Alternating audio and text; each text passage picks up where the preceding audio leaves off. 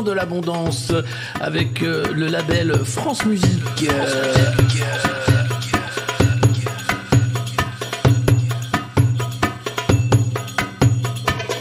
C'est la fin de l'abondance. C'est la fin de l'abondance. C'est la fin de l'insouciance. C'est la fin de l'insouciance. Le début de la souffrance.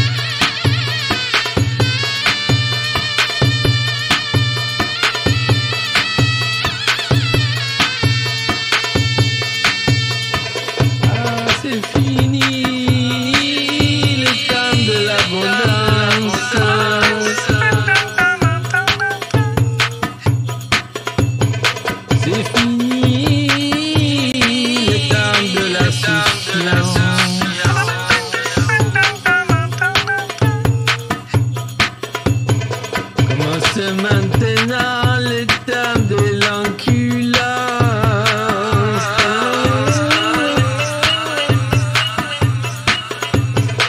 Allez viens, je veux que tu danses.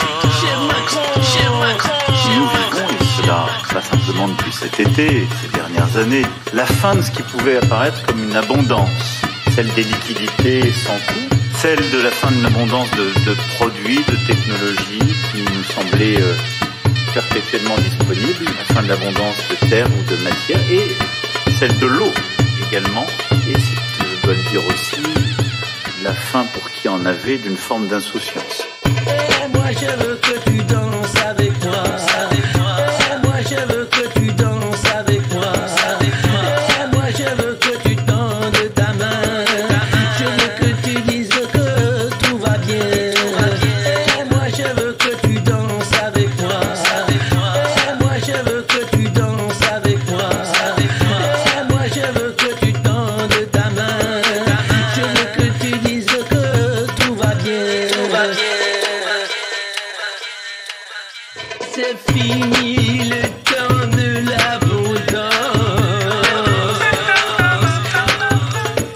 C'est fini le temps de l'insouciance.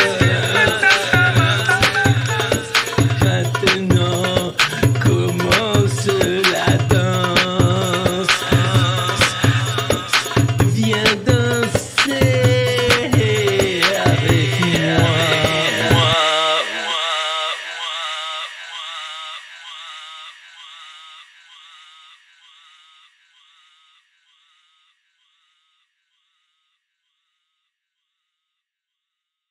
Emmanuel Macron qui sort sa chanson Le Temps de l'Abondance avec le label France Musique.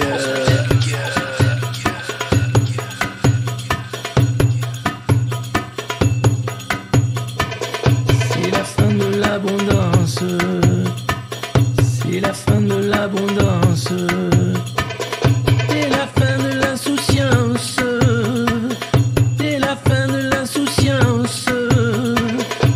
Début de la souffrance. Et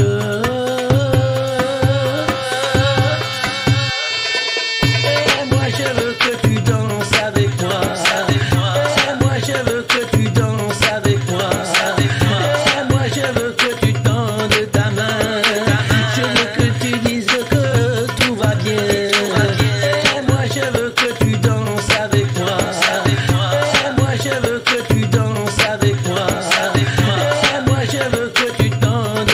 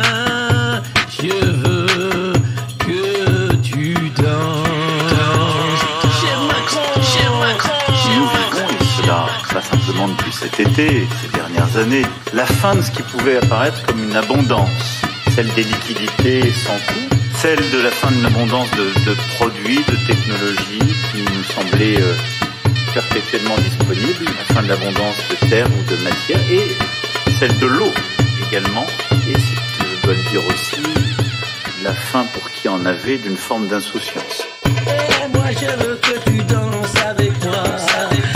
Et moi je veux que tu danses avec moi. Et moi je veux que tu tendes ta main. Je veux que tu dises que tout va bien. Et moi je veux que tu danses avec moi. Et moi je veux que tu danses avec moi. Et moi je veux que tu tendes ta main. Je veux que tu dises que tout va bien. C'est fini le temps de l'abondance. C'est fini le temps de l'insouciance.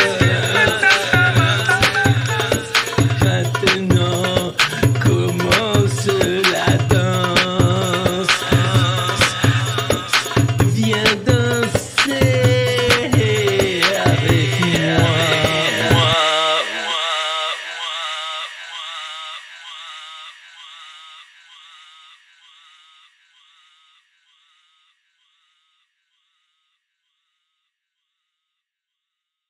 Emmanuel Macron qui sort sa chanson Le Temps de l'Abondance avec le label France Musique.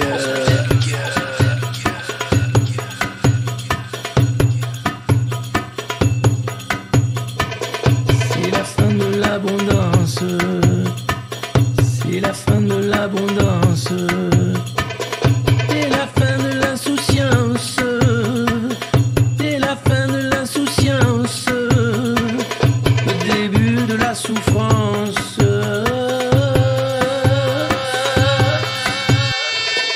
Et moi je veux que tu danses avec moi. Et moi je veux que tu danses avec moi. Et moi je veux que tu tendes ta main. Je veux que tu dises que tout va bien. Et moi je veux que tu danses avec moi. Et moi je veux que tu danses avec moi. Je veux que tu tendes ta main. Je veux que tu dises que tout va bien. Tout va bien.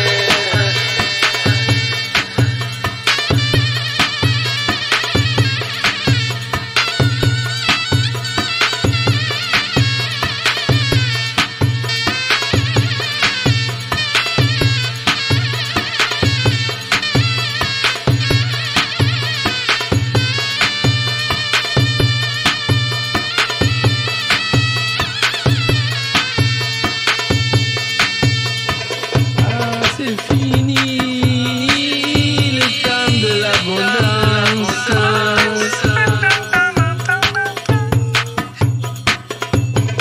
C'est fini le temps de la souffrance.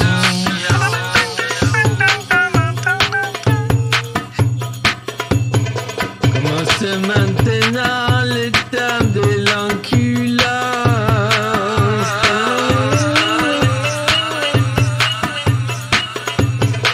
Allez, viens, je veux que tu danses. Cher Macron. Si nous vivons, et cela pas simplement depuis cet été, ces dernières années, la fin de ce qui pouvait apparaître comme une abondance, celle des liquidités sans coût, celle de la fin de l'abondance de produits, de technologies qui nous semblaient perpétuellement disponibles, la fin de l'abondance de terre ou de matière, et celle de l'eau également, et c'est, je dois le dire aussi, la fin pour qui en avait d'une forme d'insouciance. Et moi je veux que tu danses avec moi. Et moi je veux que tu danses avec moi. Et moi je veux que tu tendes ta main. Je veux que tu dises que tout va bien. Et moi je veux que tu danses avec moi. Et moi je veux que tu danses avec moi. Et moi je veux que tu tendes ta main. Je veux que tu dises que tout va bien. Tout va bien. C'est fini le temps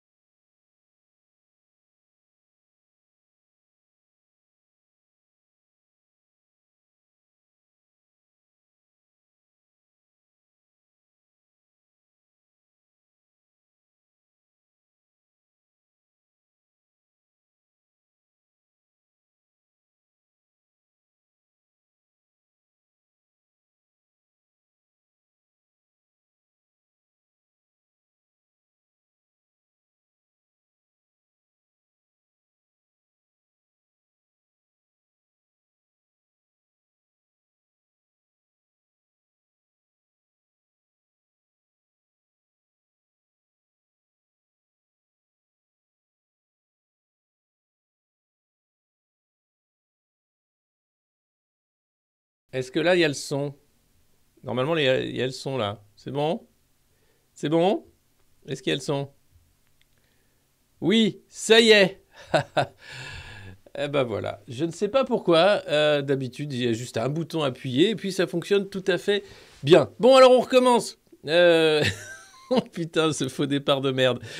Bienvenue, c'est la revue de presse du monde moderne, c'est à 9h ou presque. Et oui, ce serait pas la revue de presse du monde moderne s'il n'y avait pas des couilles techniques tous les matins, pardon, des problèmes techniques, des soucis techniques, des ennuis techniques. On va parler bien sûr d'écureuil fou au G20 avec tous ses copains habillés en chemise, mais pas lui. Ils étaient tous en chemise traditionnelle indonésienne, mais pas lui. On va parler aussi de Rishi and Justin, le nouveau sketch super du World Economic Forum. Papy Schwab sera des nôtres, Elisabeth Borne également. On va parler de récession parce que figurez-vous que oui, les sanctions fonctionnent, l'économie russe entre en récession, mais aussi la Grande-Bretagne, mais aussi les États-Unis, mais aussi la zone euro. Donc c'est la preuve que ça fonctionne. On va parler évidemment des missiles, même si ça y est, la désescalade est arrivée, hein, parce que rappelez-vous, les mecs d'LCI, le soir où on a appris que des missiles russes étaient tombés sur la Pologne, alors oui, c'était des missiles russes, mais sans doute envoyés par la défense antiaérienne ukrainienne. Les mecs, il y avait Patrick Martin-Genier, qui était prêt à déclencher l'article 5 de l'OTAN et à exterminer l'armée russe le plus rapidement possible avec toutes les forces de l'OTAN. On va parler des grandes manœuvres aussi. L'armée française va faire des grandes manœuvres, vous allez voir. Et puis, comment et pourquoi Carrefour a compris que, bon, il y aura des pauvres et des très riches et des très pauvres. Mais c'est toujours une opportunité de business. Voilà. Bienvenue, faites ici comme chez vous. Vous pouvez également vous abonner, partager le lien de cette revue de presse sur tous vos réseaux sociaux et sinon taper sur des casseroles pour soutenir tous les journalistes qui font un super boulot. Ou juste dire, c'est la putain de revue de presse du monde moderne, je tape sur une casserole, je ne sais même plus pourquoi. Parce que ça fait plaisir. Parce que ça nous rappelle des bons souvenirs. C'est comme vous pouvez boire votre café debout, par exemple. Ou aller à la plage et puis marcher sur la plage pour vous souvenir d'une plage dynamique, voilà, par exemple. Donc voilà, non mais c'est super. Alors, je vous lis un peu, comme quand j'étais infirmière. Eh oui, parce qu'il y a les soignants suspendus qui nous suivent. C'est quand même dingue, un pays qui accepte de suspendre sans salaire, sans rien, des gens qui travaillent, qui faisaient un très bon boulot parce qu'ils ont refusé de se faire injecter un truc qui maintenant à 4 doses ne marche pas, puisque François Braun a expliqué qu'il fallait y aller, hein, parce qu'on est loin des chiffres de l'OMS hein, pour la couverture vaccinale. Il serait peut-être temps de réintégrer les soignants suspendus, non? Vous ne croyez pas? Alors, il y a Annie Dupérret, qui est une des rares voix, qui a dit oui, c'est quand même dingue ce qui se passe. Mais vous avez un ministre de la Santé qui dit non, mais c'est une mesure fasciste, ça. Ah d'accord, ok. On n'a clairement pas la même définition du mot fasciste. Allez, on commence avec la une de Challenge. Augmentation des salaires. Mais comment faire? Pour augmenter les salaires? C'est tellement compliqué. Non, parce qu'après, les boîtes... C'est vrai. Le problème, c'est qu'entre le prix de l'énergie qui explose, le prix des matières premières qui explose, tout explose. Les boîtes qui ont déjà morflé très cher hein, des confinements ne vont pas s'en remettre. Donc, augmenter les salaires, c'est assurément faire en sorte que la boîte mette la clé sous la porte. Et c'est bien la question que pose Challenge. Qu'est-ce qu'on va faire si on n'augmente pas les salaires? Ben, on va faire comme d'habitude. On va se débrouiller pour que ce soit... Voilà. C'est d'une tristesse. Ça, c'est la une. Mais sinon, BlackRock, vous savez, BlackRock, c'est eux qui sont propriétaires de plein de trucs dans le monde, un fonds américain formidable, prévoit une sévère correction boursière. Bon, ça veut dire que c'est un crack. Dans une note datée du 14 novembre, hein, c'était en début de semaine, le géant de la finance américaine, 8 000 milliards de dollars sous gestion, j'ai 8 000 milliards de dollars sous gestion. 8 000 dollars, déjà, t'es bien, 8 000 milliards de dollars. Bon, confondé et dirigé par Larry Fink, confirme qu'il sous-pondère les actions cotées des marchés développés. Alors, ça veut dire quoi? Ça veut dire que le scénario retenu et non intégré par les marchés est celui d'une trajectoire de resserrement monétaire extrême aux États-Unis, poussant l'économie vers une récession imminente. La preuve que les sanctions contre la Russie ont fonctionné. Donc, la Fed va augmenter les taux, resserrement monétaire, ça veut dire qu'il n'y a plus d'argent magique pour la finance, et résultat des courses, l'économie s'effondre et il n'y a plus d'argent tout court, ni compris pour la finance, ni compris pour les pauvres. Ça, c'est BlackRock. Alors, ce qui est bien, c'est que l'Allemagne vient d'embaucher au ministère de l'économie une ancienne économiste de BlackRock pour être sûr qu'elle va bien accompagner la récession, hein, être sûr qu'ils vont bien se démerder en notant bien ce qu'il faut faire. C'est comme ça que ça fonctionne. C'est super conspi de dire ça, mais en fait, à un moment, quand tu sais que les mecs de BlackRock infiltrent les ministères, de toute façon, que c'est des revolving doors entre la finance, Bercy la finance, tu peux rien attendre de gens qui font des politiques monétaires ou qui gèrent des budgets d'État sur un tas de 3000 milliards de dettes, pour ce qui est de la France en l'occurrence. Et BlackRock prévoit également une entrée en récession du Royaume-Uni, alors même que l'inflation y est très élevée. Alors ce matin, c'était BFM qui était là. Ouais, ça y est, l'économie russe entre en récession. Mais pas que, en fait, tout le monde. Mais c'est pas grave, je vais t'expliquer ce que c'est que le journal. Non, j'ai lâché l'affaire en fait. Mais globalement, c'est assez dingue. Et tout augmente et vous allez voir, c'est une belle opportunité pour Carrefour de faire du low cost. La CGT, gloire à elle, attend Castaner et Richard à Marseille. Et oui, les dockers de la CGT ont prévu un comité d'accueil le 25 novembre. Alors j'espère qu'on aura des images de Marseille lors de l'arrivée du marquis de LBD, qui a été donc nommé grâce au Présirois à la tête du port de Marseille, enfin au conseil, pardon, de surveillance du port de Marseille, puisque c'est le gouvernement qui y nomme Christophe Castaner et Stéphane Richard, un ex d'Orange, ainsi que Laurence Boribancel du CNR. Alors c'est formidable, donc Castaner n'est pas le bienvenu, hein. Les dockers lui avaient expliqué, viens pas là, c'est pas la peine, et les mecs vont pantoufler, prendre des brousoufs comme t'en as jamais gagné, en foutant pas grand-chose, et en t'expliquant qu'après il faut travailler jusqu'à 64 ans. Et toi, comme t'es content et t'es gentil, tu dis, bah ouais, je suis d'accord avec vous, monsieur le ministre. C'est un très bon choix. Lactalis, qui avait été déjà pris la main dans les scandales de lait frelaté, a accepté une hausse du prix du lait acheté aux éleveurs de 32% en octobre et compte demander entre 15 et 20% de hausse de prix aux enseignes de la grande distribution en 2023. Donc l'inflation qui est déjà à 6,5 maquillée, hein, parce qu'en réalité on est à 8, voire à 10, au-delà même dans la zone euro, va passer à je ne sais pas combien. Voilà. Et les salaires, bien sûr, vous allez voir, hein, l'exécutif cherche la clé de la hausse des salaires. Où est la clé? Où est-ce que j'ai mis la clé? Vous allez voir, ils ne vont pas la trouver, évidemment. Gros spoil, je ne pense pas qu'ils trouveront la clé. Mais voilà où on en est. Une hausse à prévoir, donc des prix du lait entre 15 et 20% pour sauver Lactalis, qui quand même a déjà fait une fleur aux éleveurs en achetant à plus de 32% le lait des éleveurs. Tout va très bien. Sinon, la Banque des Territoires, Caisse des dépôts, vient de signer un accord cadre de 4 ans avec 13 cabinets de conseil. Ouais, dont Capgemini, Soprasteria, SIA Partner. Le montant des prestations est plafonné, hein, à 18,7 millions d'euros. Une broutille, 18 millions sur 4 ans, on est bien. C'est pas déconnant. Hein. Alors pourquoi, je ne sais pas. Hein, puisque c'est la Banque des Territoires, tu te dis, et ces millions, vous ne pouvez pas les filer à des PME, vous ne pouvez pas aider des gens dans les territoires? Non, oh là là, il faut qu'il y ait des gens très sérieux, des consultants qui nous expliquent comment dépenser notre argent. Alors on va déjà donner 18 millions à ces gens-là, qui vont ensuite nous expliquer qu'il n'y a pas assez d'argent pour aider tout le monde. Hein. C'est bien foutu, c'est vraiment bien foutu. C'est dingue. Buvez du café, buvez du vin. Buvez du vin, un consommateur de 2 de vin a plus de 55 ans. Les jeunes ne boivent plus de vin, ils boivent des autres trucs. Mais ça y est, le vin c'est fini. C'était le monde d'avant ça aussi, c'est fini. Buvez du lait. L'entourage de Yaël Braun-Pivet, qui est donc au perchoir de l'Assemblée nationale, en fait de moins en moins mystère. La présidente de l'Assemblée nationale vise l'Élysée en 2027. Alors, comment te dire? Comment c'est possible, en fait?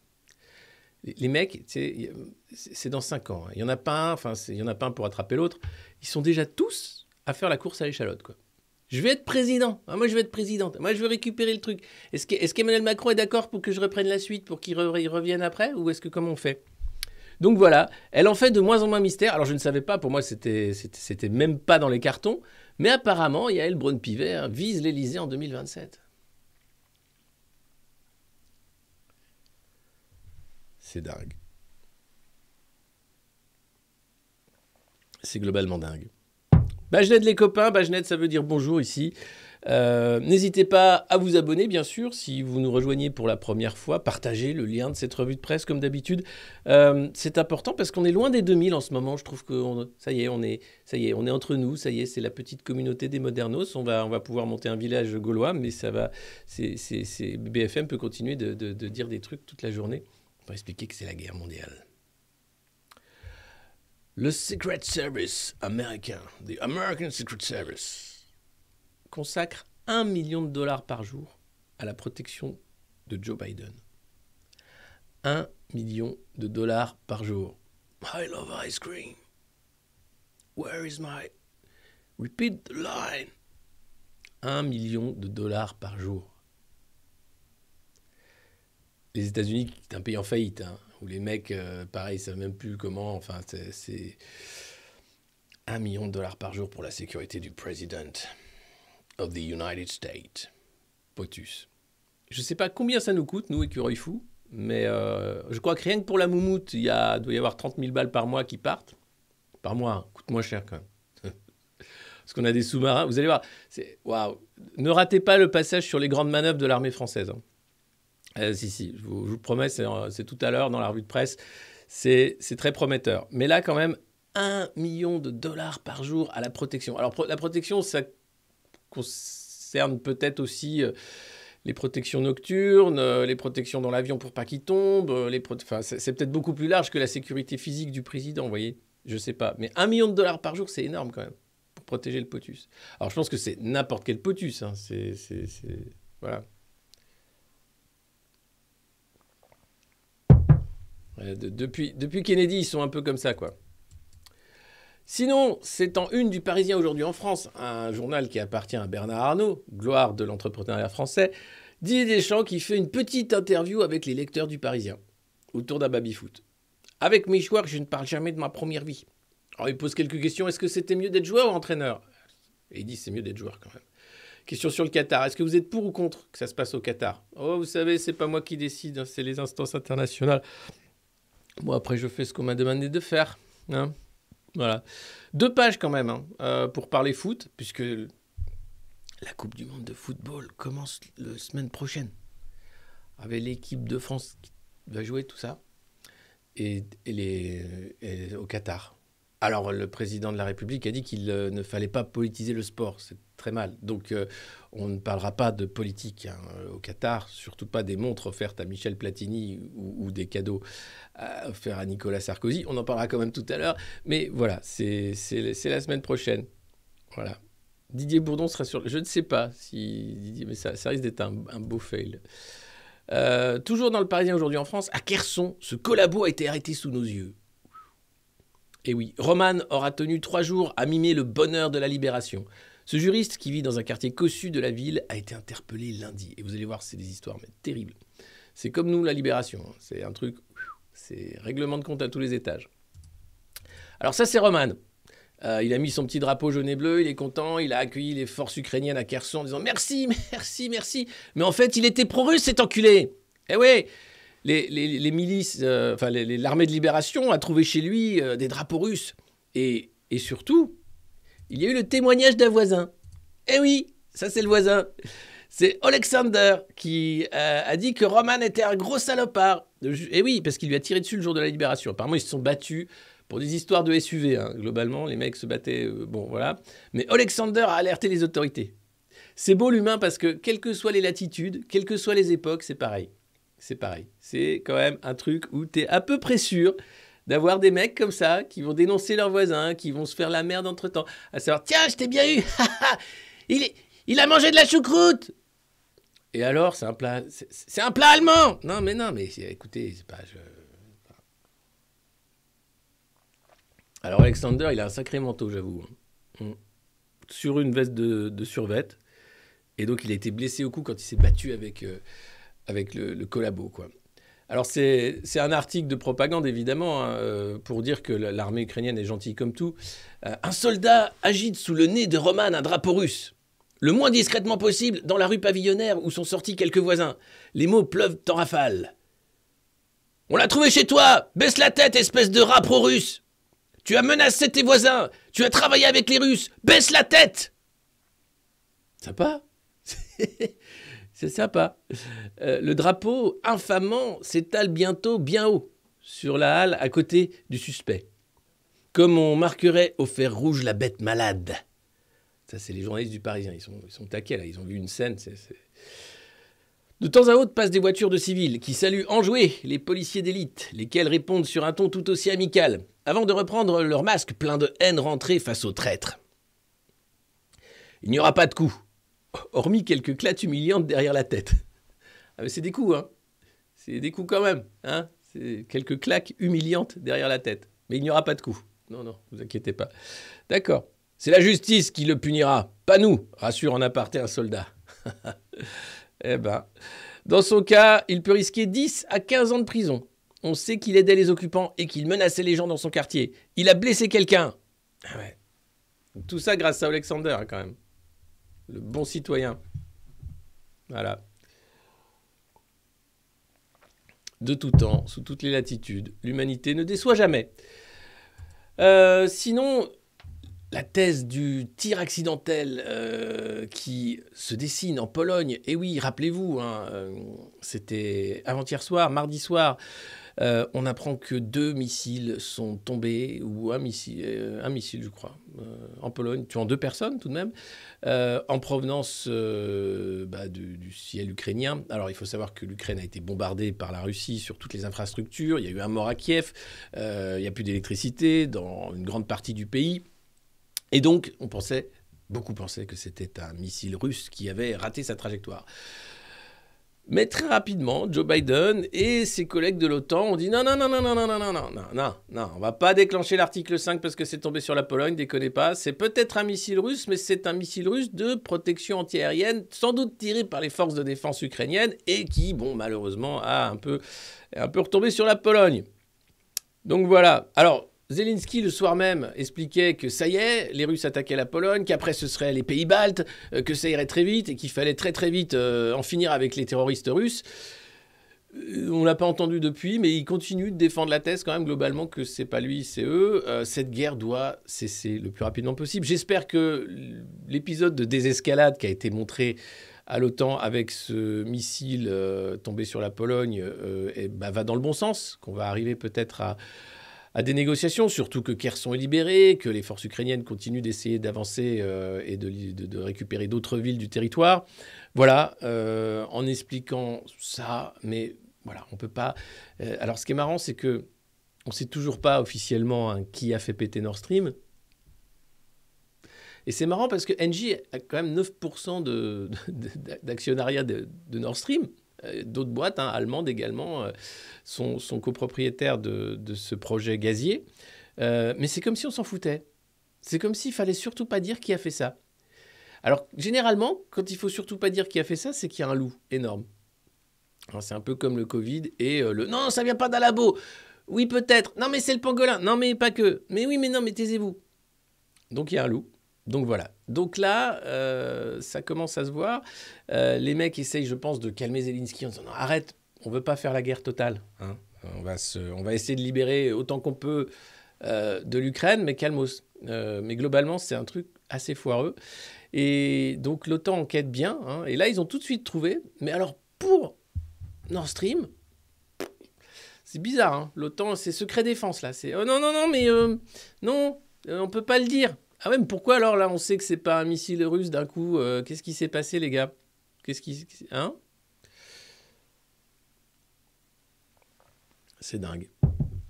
Donc voilà, c'est formidable. Ce monde est formidable. Ah, les mecs se réunissent quand même au G20 à Bali, ils s'habillent en tenue. Le G20 aussi. Tiens, je vous le mets parce que c'est vachement bien. Je sais pas si c'est vachement bien, mais c'est plutôt pas mal. C'est Klaus Schwab qui était au G20. C'est en anglais, je suis désolé, mais c'est en anglais avec son accent allemand, donc c'est marrant. Alors, je vous le mets.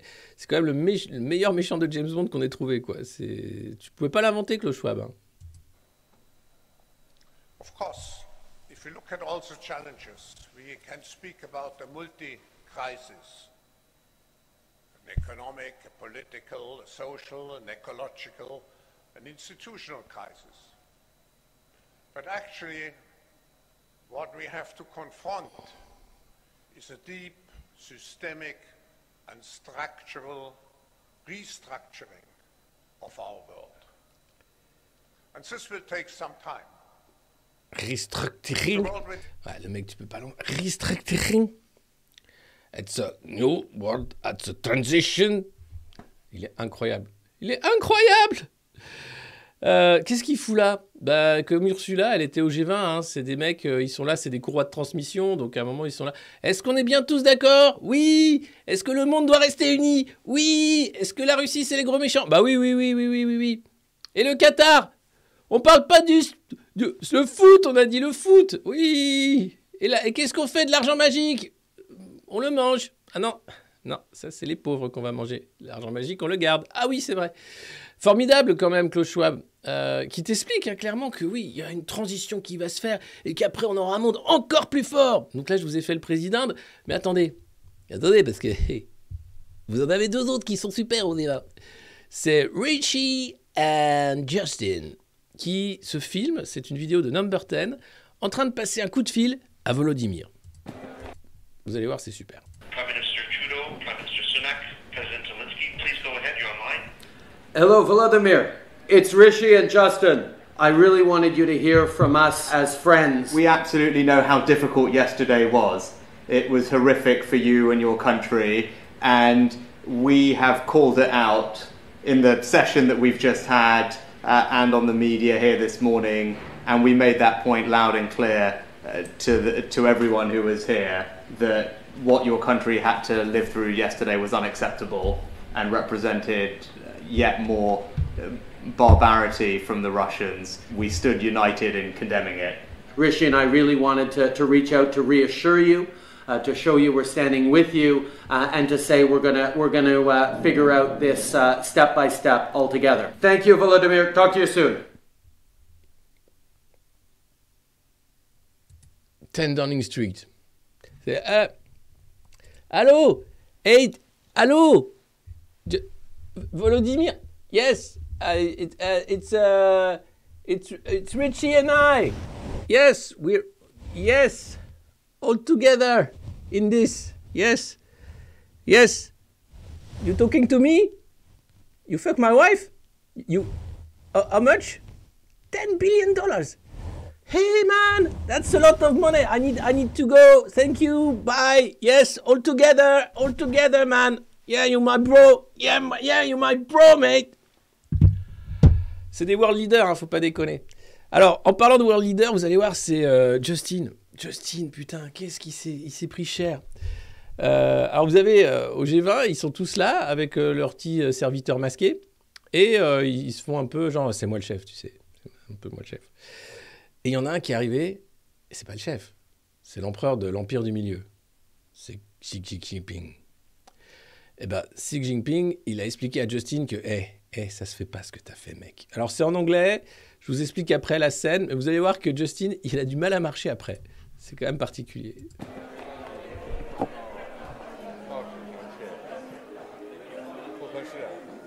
Everything we discuss is then leaked to the paper. That's not appropriate.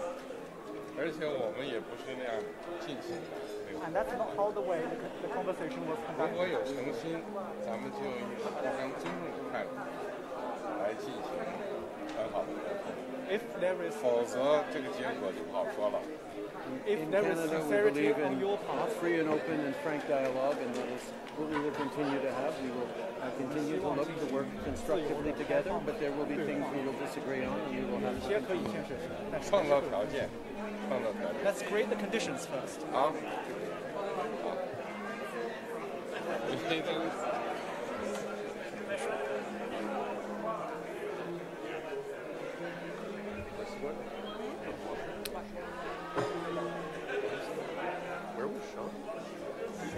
Et voilà.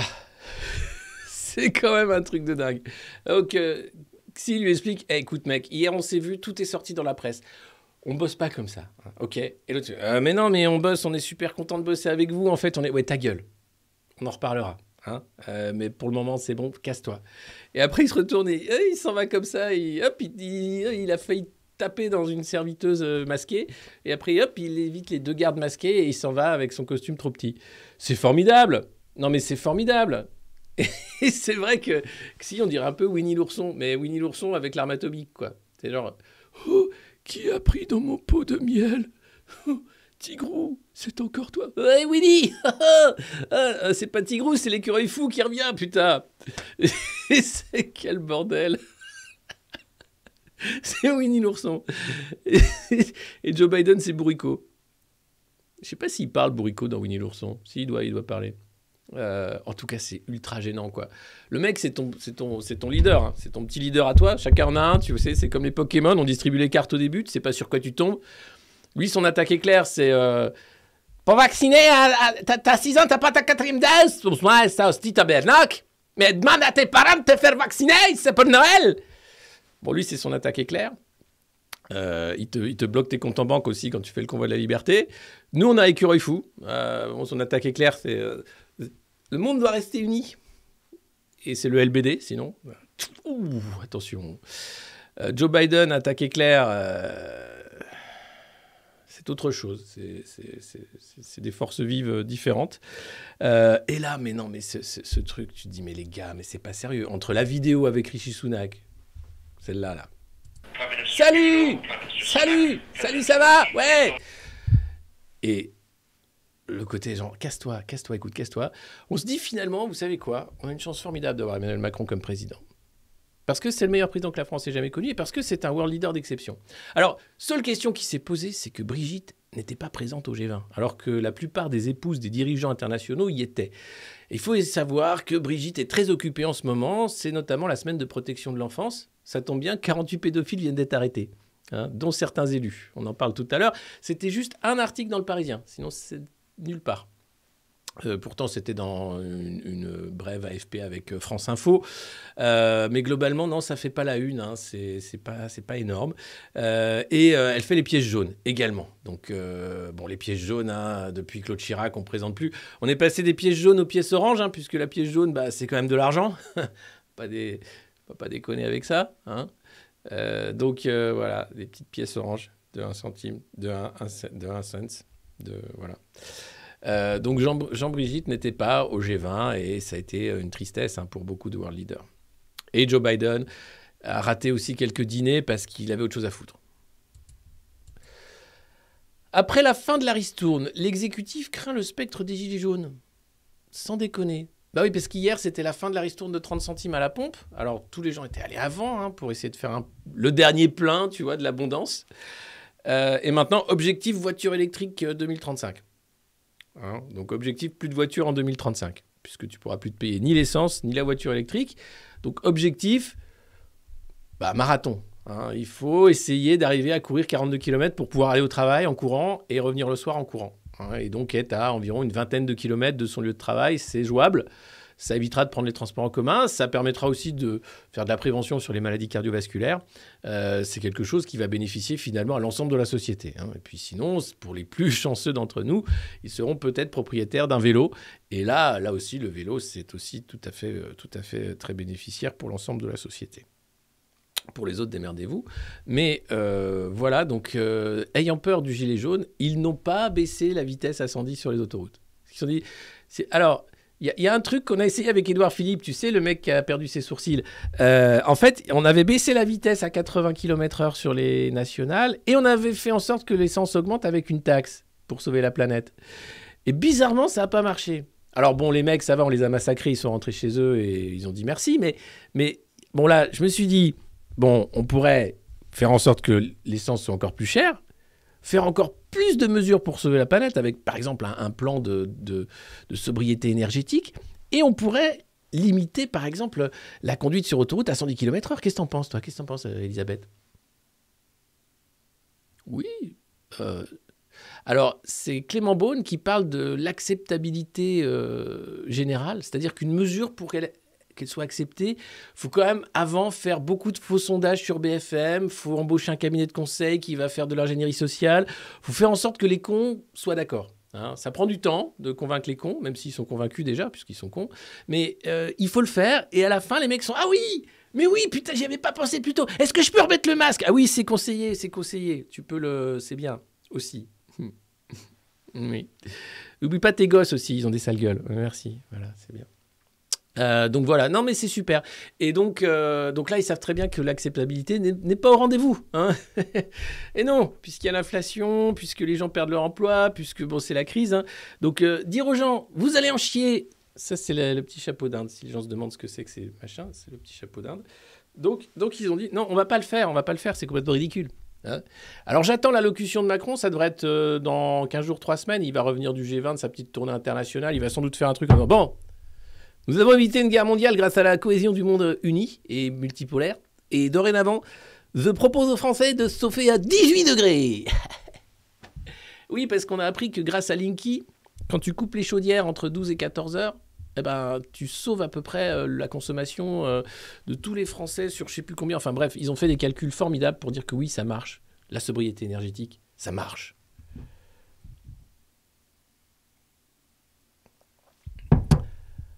La suite, stupéfiant. 750 kilos de cocaïne. Oh! Où ça? Au Havre. Oh! Bah alors? Bah oui. Oui, c'est le parquet du Havre qui s'est dessaisi au profit de la juridiction interrégionale spécialisée, la JIRS de Lille. Alors la drogue provenait d'Amérique du Sud, dans des sacs entreposés en conteneurs, et aucune interpellation n'a été réalisée. Alors ça, c'est marrant parce que 750 kilos de coke, tu chopes personne. Par contre, Darmanin, il est très content quand tu vas choper les guetteurs qui sont sur leur chaise Décathlon à crier « Ara », tu vois, les mecs qui ont 16 ans. En disant « C'est bon, on a fait un coup de filet incroyable. Ara !» Ramène ta chaise Décathlon, tais-toi. Qu'est-ce que vous faites pour les 750 kilos de coke au Havre? Ça, faut demander à Édouard Philippe, c'est pas mon boulot. Non mais attendez, comment ça se passe? Qui? Non mais on sait pas. Elle était là dans des bateaux. Qu'est-ce que tu veux que je te dise? Bon, rends ta chaise Décathlon quand même. Il n'y a pas de petit profit. 750 kilos de coke. Oh, c'est pour l'Institut Montaigne.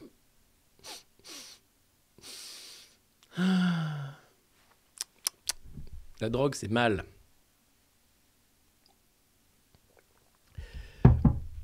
En tout cas, voilà, les portes d'entrée de la drogue en France, généralement, c'est les ports, hein, Marseille et Le Havre. Alors ça tombe bien, Christophe Castaner va se retrouver au conseil de surveillance du port de Marseille. Qu'est-ce qui pourrait mal se passer? Qui ne saute pas n'est pas Macron. Et allez, qui ne tape pas? Prenons de l'altitude. C'est vrai, prenons un peu d'altitude. Prenons un peu d'altitude dans les bas-fonds.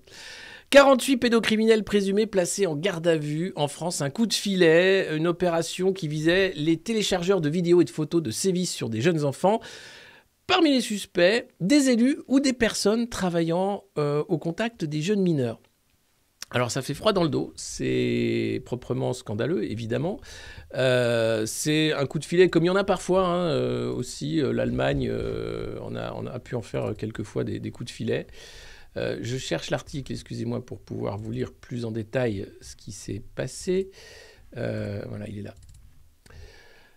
Ils sont âgés de 26 à 79 ans, un sinistre attrait pour la pédopornographie au point d'en être des consommateurs compulsifs.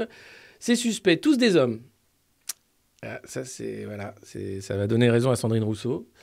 Ont été interpellés entre la semaine dernière et ce mercredi matin au cours d'un vaste coup de filet coordonné par les policiers du groupe central des mineurs victimes, GCMV, de l'Office central pour la répression des violences aux personnes. OCRVP, avec l'appui des polices judiciaires locales sur l'ensemble de la France métropolitaine.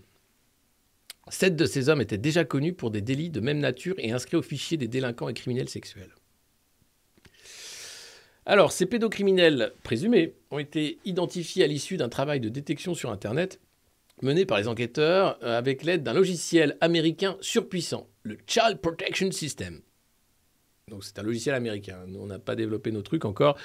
On n'a pas de cabinet de conseil français qui est sur le coup. Il repère les connexions de téléchargement de fichiers pédoporno en peer-to-peer à moyen d'échanges prisés de la communauté pédo. Un maire a été interpellé. Les 48 suspects sont soupçonnés d'être des consommateurs de ces images et vidéos à des volumes sans équivoque. La consultation n'est pas accidentelle vu le nombre de fichiers téléchargés ou de contenus particulièrement violents de sévices sur des jeunes enfants. 2 opérations menées ces dernières années par l'OCRVP sur la foi des identités détectées grâce au logiciel ont abouti à l'interpellation de plus de 100 personnes en France. En Grande-Bretagne, le même système estime à plus de 850 000 le nombre de prédateurs sexuels potentiellement dangereux sur les réseaux. Donc 100 personnes arrêtées, c'est pas beaucoup sur le nombre de prédateurs qui sévissent sur les réseaux. Selon nos informations, parmi les cibles visées par cette opération figurent des personnalités sensibles. Des élus locaux ont été placés en garde à vue, parmi lesquels des conseillers municipaux et le maire d'une commune. Les enquêteurs ont également identifié des fonctionnaires de l'éducation nationale ou des suspects travaillant dans les milieux associatifs, l'aide sociale à l'enfance par exemple, et même des familles d'accueil. Le compagnon d'une membre des forces de l'ordre a également été interpellé. Voilà, c'est vous dire l'ampleur du désastre. Pour une poignée de suspects, les enquêteurs ont des soupçons de commission de viol ou de violence sexuelle sur des enfants. Donc, au-delà des fichiers, ça va beaucoup plus loin évidemment. Des centaines de supports numériques, ordinateurs, téléphones ont été saisis et sont en cours d'analyse. Certains des suspects devraient être jugés en comparution immédiate à l'issue de leur garde à vue. Bon, ça c'est une bonne chose, au moins les choses vont vite et ils ne pourront pas sévir. D'autres pourraient être mis en examen dans le cadre d'instructions criminelles si des viols étaient mis au jour. Voilà, les dossiers sont gérés par une quarantaine de parquets sur l'ensemble du territoire, donc ça va prendre du temps évidemment. L'idée était de mener une opération coup de poing groupée afin de faire comprendre aux pédos que la veille sur Internet est constante. Voilà. C'est Franck Danroll qui est chef de l'OCRVP et qui est commissaire divisionnaire qui explique cette opération. Alors voilà, des opérations comme ça, il y en a assez souvent. Ça permet bien sûr d'en parler, de dire qu'il y a un vrai problème. Comme je vous le disais, en Grande-Bretagne, on estime à plus de 800 000 les profils de prédateurs en ligne. Donc en France, j'ose même pas imaginer les chiffres. Et c'est, voilà, vous voyez les profils des suspects. Des élus, des gens qui travaillent auprès des enfants. Bref, le mal est profond et heureusement que la police, ça sert à ça. Voilà. Et ça ne sert pas qu'à foutre des contraventions parce qu'on n'a pas un masque sur la plage. Ça me paraît plus utile d'ailleurs que la police serve à ça qu'à mettre des contraventions stupides pour des sujets stupides. Voilà, ce qui est étonnant, c'est le fait que ça ne fasse pas plus d'écho. Hein. Encore une fois, alors pour une fois, on en parle quand même. Hein. France Info, Le Parisien, ça commence à prendre, mais ça reste pas un vrai gros sujet. Hein. Ça reste un tabou. Alors que, comme je vous le disais tout à l'heure, ça va être la semaine de la protection de l'enfance. Donc ça rentrerait dedans quand même pour en parler un peu davantage. Et puis, on va parler de la chasse. Libé qui fait sa une sur la chasse, mais aussi dans Le Parisien, accident de chasse, un procès pour l'exemple. Il s'appelait Morgan Keane, 25 ans. Il a été tué en 2020 alors qu'il était chez lui, près de sa maison. 2 hommes comparaissent ce jeudi à Cahors, dans le Lot, pour homicide involontaire, dont le directeur de la battue, puisque de nombreux manquements ont été soulevés lors de cette battue. Qui ont abouti à la mort de cet innocent qui était anti-chasse mais qui ne luttait pas contre les chasseurs, qui essayait juste de protéger un peu sa maison qui était en lisière de battue. Et voilà ce qui s'est passé.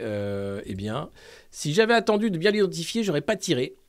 Julien Ferral, entre-temps, il a ôté la vie à un innocent et lui vient de flinguer sa vie également en tant que chasseur et en tant qu'humain, puisqu'il est maintenant accusé de meurtre involontaire. Et à la question, la chasse, qu'est-ce qu'il faut faire ? La réguler davantage, bien sûr. Et donc, Le Parisien donne la parole à Willy Schren, le patron des chasseurs, qui explique que contrôler l'alcoolémie, je dis banco ! Ah oui, parce que, évidemment, vu le nombre d'accidents de chasse chaque année, se pose la question de que fait les confédérations de la chasse. Alors, lui explique qu'elles ont fait beaucoup. C'est un drame, une catastrophe, bien sûr, pour l'image de la chasse. Je redis sincèrement mon affection à la famille de cette personne qui n'aurait jamais dû perdre la vie ainsi. Tu m'étonnes, oui. C'est l'exemple criant de ce qui n'aurait jamais dû se produire. Oui, mais ça s'est produit, certes. Alors, les règles basiques de la chasse n'ont pas été respectées. Mais ça ne doit pas faire oublier que nous avons divisé par 4 les accidents depuis une trentaine d'années. Ouf. Eh oui, alors que nous avons multiplié par 4 le nombre de tirs de carabine. Donc ça canarde plus, mais ça tue moins. Hein. Alors, bon, ça doit tuer plus de bêtes, d'animaux, mais sur les humains, bon, on tient. Vous allez voir, j'ai le graphique tout à l'heure dans l'IB, montre qu'effectivement, il y a moins de morts chaque année. Mais il y a quand même beaucoup trop de morts du fait de la chasse, y compris des chasseurs d'ailleurs. Le risque est très faible. Sur 30 millions d'actes de chasse, il y a environ 80 à 90 accidents par an, dont 8 mortels. Ça, c'est sa moyenne. Vous allez voir, c'est pas exactement ça. Nous avons été jusqu'à 50, c'est vrai. La baisse a été énorme et uniquement par nos actions en interne. Voilà. Le contrôle de l'alcoolémie. Alors, oui, certaines règles sont acceptables. Prenons l'alcool. Chaque année, 3 ou 4 accidents sur 80 sont liés à l'alcool. Ok. À titre de comparaison, 40% des accidents de voiture sont liés à l'alcool. Ah oui, donc personne n'a envie de partir à la chasse avec quelqu'un qui a trop bu. Un contrôle de l'alcoolémie avec une limite à 0,5 g par litre, comme pour les conducteurs, si ça sécurise les gens, je dis banco. Voilà, donc si au moins on peut sécuriser les gens et les chasseurs en évitant qu'ils soient bourrés et qu'ils tirent à balles réelles sur des gens qui n'ont rien demandé, tant mieux. Donc voilà, le débat sur la chasse peut revenir. Un chasseur tuera toujours plus qu'un taureau dans une arène. Le débat sur la corrida est fermé. Les députés, avec la majorité, ont voté contre l'interdiction de la corrida. Pour ce qui est de la chasse, il n'y a pas de débat, puisque les chasseurs font un excellent boulot de régulation. 8 morts par an, bon, voilà, c'est le sport. Ah ouais. 2000 les copains, ça c'est bien. Merci à vous. C'est grâce à vous, si cette revue de presse arrive à dépasser les 2000, arrive à être connue, est un rendez-vous même quotidien qui vous manque quand elle n'est pas là. C'est grâce à votre travail de bouche à oreille, aussi grâce à vos abonnements, grâce à vos partages. Et ça me fait chaud au cœur. Et à tous les modernos également. Vraiment, c'est chouette. Merci beaucoup. Le Figaro, qui fait sa une sur l'Europe désarmée face au protectionnisme américain. Et vous allez voir, c'est vrai que l'Europe, à part dire on va en parler à l'OMC, c'est pas sympa ce que vous faites, elle fait pas grand-chose. C'est parce que les Américains font ce qu'ils veulent de l'Europe, en fait. C'est un peu leur paillasson. Et puis cet article dans le Figaro, partage des richesses, le camp Macron recherche la clé. Mais où est cette clé ? Comme le chantait Enrico Macias. Ouvre-moi la porte, toi qui as la clé de l'augmentation des salaires. Ce n'est pas facile, mais je vais essayer.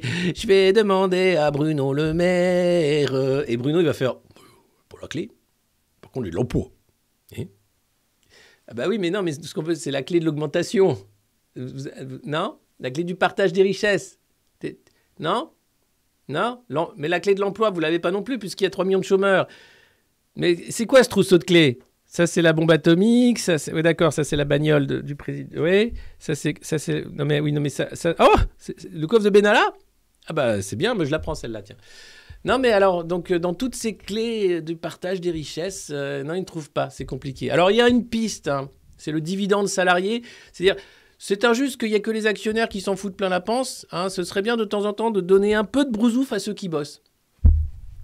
Pour pas qu'ils se rebellent trop, parce que quand même, le capitalisme, c'est aussi ce grand partage de l'amour et de la richesse. Et donc, le dividende salarié permettrait de calmer un peu les ardeurs de ceux qui voudraient tout le temps et plus de thunes. Voilà. Donc, je ne sais pas, la clé du coffre. Bof. Ouvre-moi la porte, toi qui as la clé du grand partage des richesses. Eh ben non, on l'aura pas. Vous inquiétez pas, ça va encore faire beaucoup d'atermoiements. Entre-temps, l'inflation va exploser, la récession est là. Mais à la fin, oui, peut-être, certains mangeront des riches, ou bien les riches mangeront les pauvres. On verra. Match nul, peut-être, ou bien un match en défaveur, bien sûr, de l'équipe Fourche contre l'équipe Action LBD. Tout ça reste à voir. Alors, le gouvernement est prêt. Vous allez voir, on va parler des grandes manœuvres tout à l'heure. Et l'armée est également mise en manœuvre pour voir comment elle pourrait aider les populations civiles. On en parle tout à l'heure. Borne passe le cap des 6 mois à Matignon. Et là, j'ai envie de faire la fête. J'ai envie de sortir des maracas. Est-ce que j'ai des maracas ? Non, j'ai pas de maracas. C'est con, j'ai pas de quoi faire la fête, en fait. Cette revue est austère. Et pourtant, j'ai vraiment envie de faire la fête avec vous. Hein. 6 mois à Matignon, sérieuse, résistante. Elle peine pourtant à imprimer ses marques, mais contre toute attente, elle est là. Elle n'est pas une préfète qui attend de savoir quel sera son sort au fond de son bureau. Elle est dans l'action, Elisabeth. Elisabeth, elle est partout. Elle prend son avion, elle prend son train, elle prend son Temesta, elle prend sa clope électronique. Elle est partout. Elle est là pour vous dire ce qu'il faut faire, ce qu'il ne faut pas faire. Un coup, une doudoune, hop, un coup, un col roulé, hop, hop, un coup, une voiture électrique, hop, hop, un coup de... Non, mais on va pas non plus filer 18 milliards pour rénover les bâtiments, faut pas déconner. Mais c'est pas comme si on était assis sur 3 000 milliards de dettes. On peut encore faire davantage de dettes, puisque d'ailleurs Bercy vient de relancer des obligations françaises indexées sur l'inflation. Donc ça, c'est pas un problème. On peut vraiment flinguer l'économie. Non, 49.3. 49.3, ça rime avec 6 mois. Bravo Elisabeth, donc c'est le moment de faire la fête. Mais ça fait pas vraiment fête, tu vois. Comment on peut jouer de ce truc, quoi?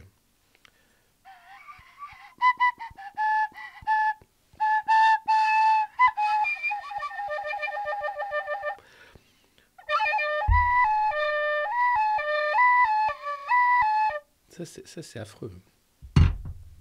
C'est proprement scandaleux. Non, je ne sais pas si on peut m'apprendre la flûte. C'est vraiment un truc que j'ai jamais réussi. Hein. Les cours de musique où on avait le pipeau, c'était... Voilà. Ah, le cochon, il y a le cochon aussi, ouais. Ouais. Il y a Timmy aussi. Ah bah tiens, bah oui, tiens. Oh, mais alors, mais qu'est-ce qui se passe, le Sénat? Le Sénat vote la réforme des retraites à 64 ans. Ah oui, les sénateurs veulent esquisser les contours de la future loi souhaitée par l'exécutif. Sans blague. C'est-à-dire, on souhaiterait esquisser les contours de la future loi votée par l'exécutif. Mais donc on va voter la retraite à 64 ans. Ah, parce que vu que nous, on est déjà tous à la retraite et qu'on bosse, il n'y a pas de raison qu'on soit les seuls. Oui, mais alors attendez, tout le monde n'a pas votre travail. Vous savez, il y a des gens qui ont des travails pénibles. C'est quand même pas tout le monde qui passe de l'atelier poterie à l'atelier drapeau ukrainien à l'atelier cantine, hein, ainsi qu'à la découverte et à la dégustation des vins de France. Donc, bon, il y a des gens, par exemple, ils ont des boulots de manutention, ils portent des gros cartons, ils font des boulots avec des gens malades, ils s'occupent des gens, quoi, pour les aider. Pas que... Parce que vous, on a l'impression que votre boulot, c'est de mettre la tête sous l'eau des gens. Hein, ils sont déjà pas contents et ils ont déjà une vie de merde. Et là, vous dites, ah, si on faisait une loi pour leur rendre la vie encore plus nulle? Ouais! Oui, parce que c'est le progrès quand même. Hein. Ouais. Donc, voilà. Ils sont très contents d'eux. Donc, ils accompagnent. Hein. Ils esquissent les contours. C'est un peu des peintres. C'est un peu des peintres de la vie d'après. Voilà. Et alors, ils t'expliquent très doctement qu'ils se réjouissent que cet amendement suscite des débats bien plus vite. Ouais. C'est un marronnier, mais l'idée est de faire bouger les lignes, d'esquisser les contours de la réforme des retraites dans toute sa dimension. Ouais. Dans notre amendement figurent aussi des mesures sur la durée de cotisation, la pénibilité par exemple, l'alignement des régimes spéciaux, la carte biométrique pour que le débat ne soit pas uniquement axé sur le report de l'âge légal. Qu'est-ce que c'est que ça? La carte biométrique? Alors là, le mec te met ça au milieu de son sandwich de merde et il te glisse une carte biométrique. Ouais, on va parler de la durée de cotisation, la pénibilité, l'alignement des régimes spéciaux, la carte biométrique. Mais allô? Qu'est-ce? On va s'intéresser à cette réforme, à cette esquisse. Hein, parce que alors, autant c'était harmonieux, hein, je vois bien, tu travailles jusqu'à la mort, tout ça, mais qu'est-ce cette carte biométrique?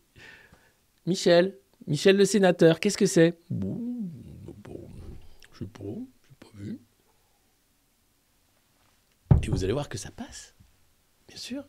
Ah oui, non, mais on faisait qu'esquisser les contours. Mais t'esquisses les contours de quoi exactement? Parce que l'idée de faire bosser les gens encore plus, alors qu'on n'a jamais fait autant de gains de productivité, alors qu'il n'y a jamais autant de thunes, d'argent magique, de dettes, de ce que tu veux, c'est quoi le projet? Et qu'est-ce que vient foutre cette carte biométrique au milieu de ton sandwich de caca, s'il te plaît? Il ne nous dira pas. En tout cas, c'est assez impressionnant de voir que les mecs bossent à nous rendre la vie impossible. Et je tiens à les remercier pour ça. Merci beaucoup. Merci. Et puis, dans le Figaro, depuis la fin de la guerre froide, les agents venus de Russie restent très offensifs. 43 diplomates ont été expulsés. Depuis la guerre froide, ils étaient beaucoup plus nombreux. Et ces 3 anciens de la direction de surveillance du territoire ou de sécurité du territoire qui sortent un bouquin et qui expliquent cette guerre inconnue des services ou comment on apprend, par exemple, que l'entourage de François Mitterrand était noyauté par de nombreux agents du KGB et des services russes. Tout ça en toute connaissance de cause, parce que derrière, c'était un peu du donnant-donnant. Hein. Tu te démerdes un peu, puis derrière, tu récupères quand même des trucs.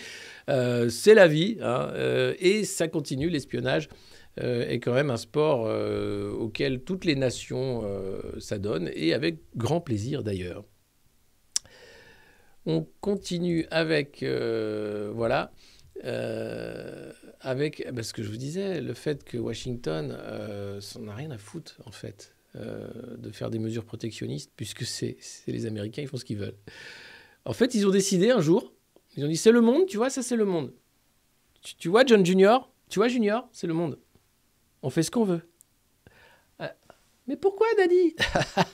Pourquoi? Parce qu'on a montré à tous ces connards qu'on a une énorme bombe atomique. Parce qu'on est allé sur la Lune. Et parce qu'on a un président qu'on a tué. On fait ce qu'on veut, tu vois. Ah ouais, c'est ouf. Et donc, oui, c'est vrai. Hein, sur le papier, les experts sont unanimes. Washington contrevient aux règles multilatérales.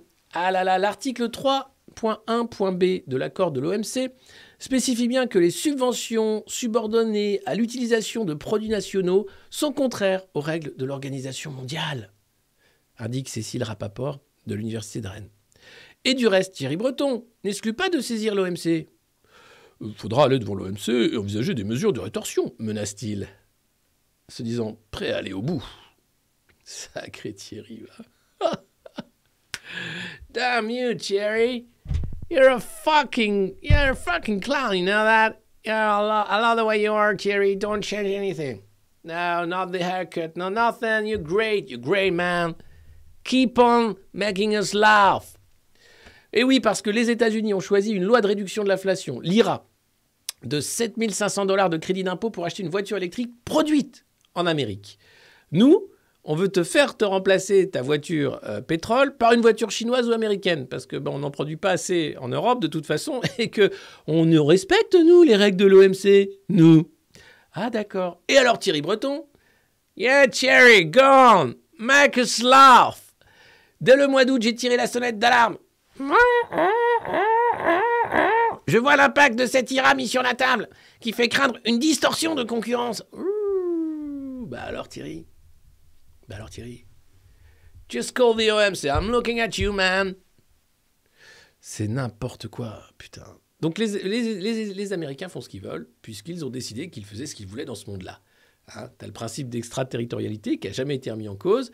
Le fait que BlackRock et d'autres, les fonds, Wall Street, la finance, tient la plupart des boîtes, et que derrière, il suffit d'être ostracisé par les Américains pour se retrouver dans la merde. Hein. Il faut surtout éviter de se dédollariser. C'est quelque chose de très dangereux quand on est leader, même quand on est une nation. Donc voilà, ils font absolument ce qu'ils veulent. Et t'as Thierry Breton qui est là, qui fait « Je vous préviens, je vais aller jusqu'au bout. » The guy is called Thierry Breton. You know the man, like, yeah, Thierry, yeah, French guy. Et là, petit, il avait les cheveux comme dans le dessin animé, là. Il est marrant. Thierry, if you're looking at me, keep on making the world a better place. Keep on making the world a better place. Just like we do, Thierry, just like we do. Donc voilà. Formidable, Thierry Breton, formidable Joe Biden, formidable américain. Et puis, on a également la patronne du FMI, c'est pas rien quand même la patronne du FMI, qui nous explique gentiment que nous ne devons pas permettre au protectionnisme de s'enraciner et au monde de dériver en blocs séparés. Nous ne devons pas permettre. Alors, les États-Unis font ce qu'ils veulent, ça c'est normal, mais si jamais toi, espèce de connard, viendrait l'idée de faire des mesures protectionnistes ou de nationaliser quelques entreprises dans l'énergie ou dans les transports, mais salopard, mais qu'est-ce que tu fais? Mais t'as pas le droit! Tu vas rompre un monde tout uni! Oui, mais les Américains, ta gueule! Les Américains, ils font ce qu'ils veulent. Toi, non. Et pourquoi? Parce que. Donc voilà, c'est Kristalina Georgieva qui t'explique quand même que non, faut pas. Mais si t'es américain, si, ça va, parce qu'il faut pas déconner, quoi. Ce monde de merde, sérieux. Ça s'appelle la revue de presse du monde moderne. Mais on dirait un frige, vous êtes trop con. Ouais. C'est quand même un truc de dingue. C'est chaud, hein. Donc voilà où nous en sommes à peu près dans l'état de déliquescence globale qui est le nôtre. Les Américains font ce qu'ils veulent et Thierry Breton va prévenir l'OMC. Attention. Faut-il chasse gardée? Couverture de Libé. Voilà, après une série d'accidents mortels, etc. Blablabla, le débat sur la chasse qui revient. Willy Schren qui dit banco sur l'alcoolémie. Et donc je vous parlais tout à l'heure des chiffres. Voilà, en 23 ans, la chasse a tué 436 personnes. C'est beaucoup. En 23 ans, 436 tués, c'est beaucoup. Alors, dans les années 2000, on était quand même à 39 tués sur 232 accidents de chasse. Et on est descendu à 8 tués en 2021-2022 et 90 accidents. Avec des années hautes quand même, 2012-2013. 21 morts. Et sinon, c'est quand même beaucoup de vies perdues pour un loisir. Alors, sans parler de la vie des animaux, Bambi qui n'a rien demandé. Il y a des pratiques qui sont quand même extrêmement critiquées. La vénerie souterraine, par exemple, où tu vas déterrer le renard et le blaireau pour après lui tirer une grosse bastos dans la gueule. Ah, monsieur Blaireau, Père Castor, raconte-nous une histoire. Non, mais vieux macroniste, c'était une chanson, c'était pas la peine de tirer dans le Père Castor. Ah voilà, c'est comme ça. Père Castor. Voilà, donc c'est compliqué. Pareil, les petits moineaux, les petits machins qui volent, enfin bref, bon. Après, c'est la chasse. Voilà. Les chasses présidentielles, bien sûr. Macron qui a remis ça au goût du jour. C'était VGE qui était très fan. On fait du business aussi pendant les chasses, parce que vous avez la chasse de la haute société, et puis la chasse qui est un sport évidemment partagé, qui est aussi un acquis de la Révolution française. Il faut savoir que la chasse était réservée aux nobles, et que grâce à la Révolution, tout le monde a pu se mettre à chasser. Donc voilà. Et c'est quand même la chasse à la glu, ouais. Alors non, mais c'est pareil, ça, c'est de la tradition. C'est pas, tu touches pas. C'est comme déterrer les blaireaux pour leur tirer dans la gueule. C'est de la tradition. C'est de la tradition. Les renards aussi. Enfin bref. Et voilà. Donc c'est pas, voilà. C'est pas génial quand même. Le nombre de morts, c'est quand même dingue. Oui, lobby des armes. Après, vous dites quand même, ouais, c'est particulier. C'est sûr. Les accidents de chasse à domicile, ça existe aussi quand on nettoie son fusil.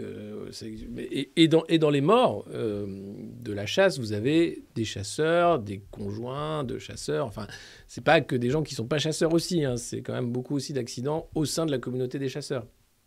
Donc voilà. Un vrai sujet de société. Tiens d'ailleurs, êtes-vous... je vais faire un sondage parce que ça marche bien les sondages. La chasse pour ou contre ? Hop.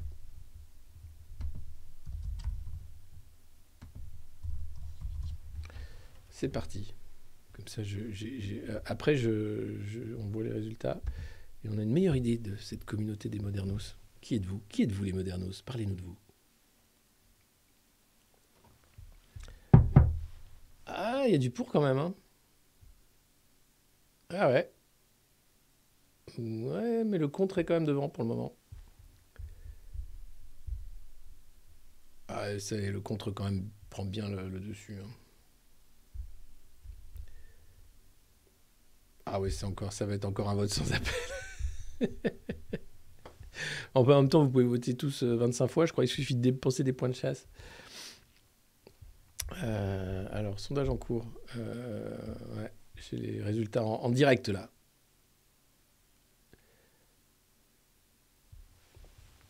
C'est dans le live sur Twitch qu'on peut voter. Évidemment, si vous regardez cette revue sur YouTube en replay, malheureusement, il n'y a pas ces outils interactifs. Donc, c'est sur twitch.tv/le monde moderne pour les directs tous les matins de la revue de presse.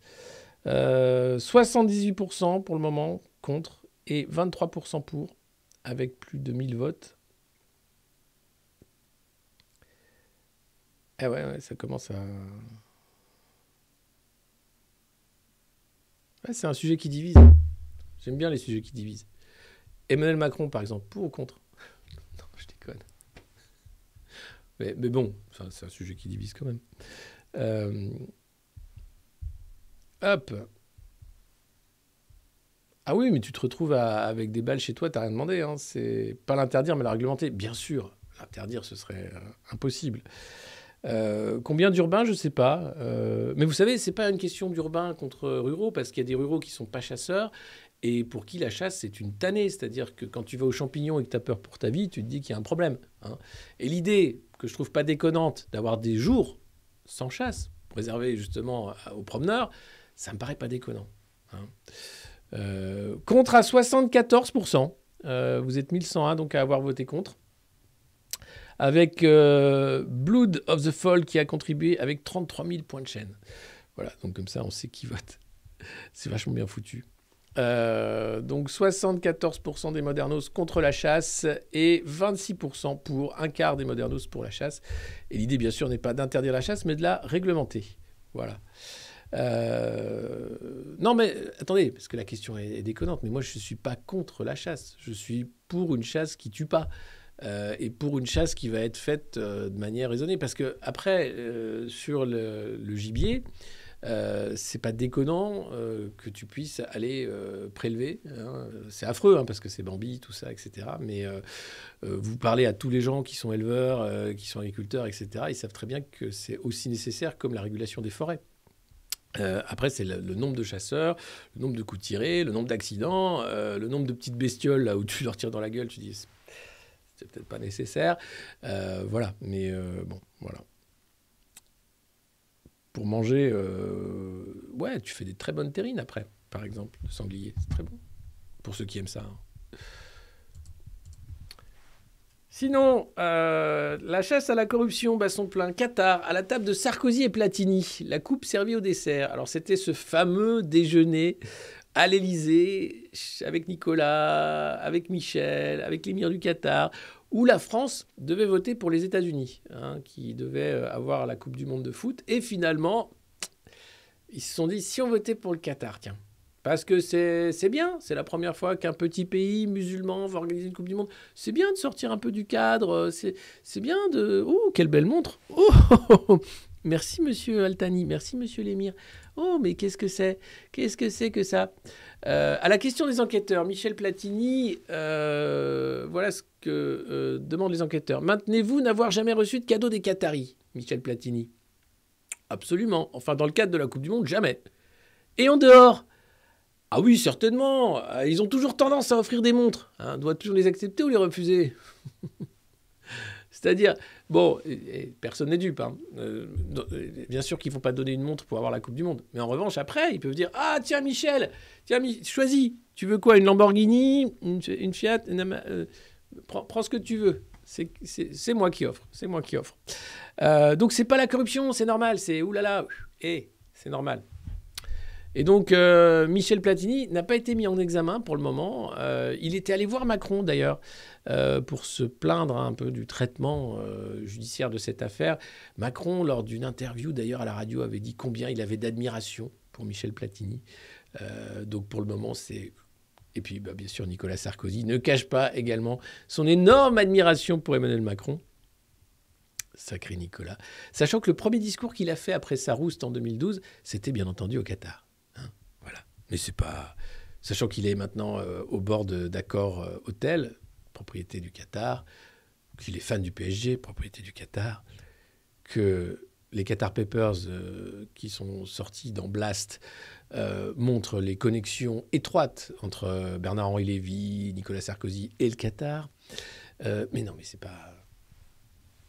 C'est pour l'amour du sport. Je vois très bien où vous voulez en venir, M. Poulain. C'est indigne.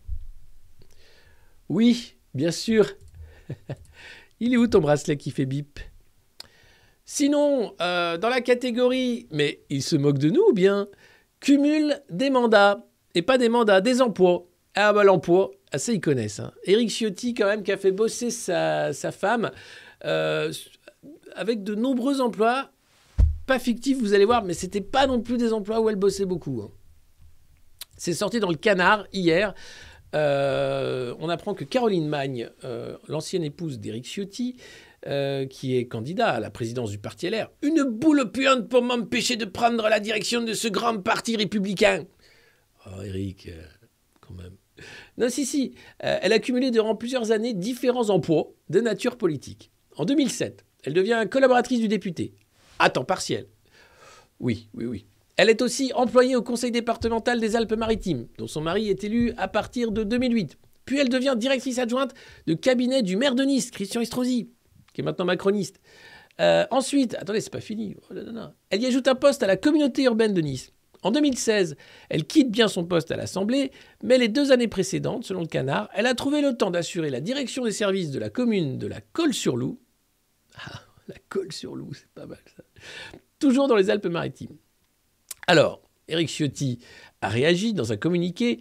Alors qu'elle occupait successivement des fonctions de collaboratrice de cabinet au département des Alpes-Maritimes jusqu'en mars 2008, puis à la ville de Nice de mars 2008 à 2012, Madame Magne a travaillé à mes côtés comme collaboratrice parlementaire en circonscription, notamment dans des missions de communication, de relations presse et d'organisation d'événements et de réunions à temps partiel pour une durée de 5h25 par semaine. Oui, et pour le temps où elle a travaillé à la mairie de la Colle-sur-Loup, la durée de travail hebdomadaire n'a jamais dépassé 9 heures par semaine.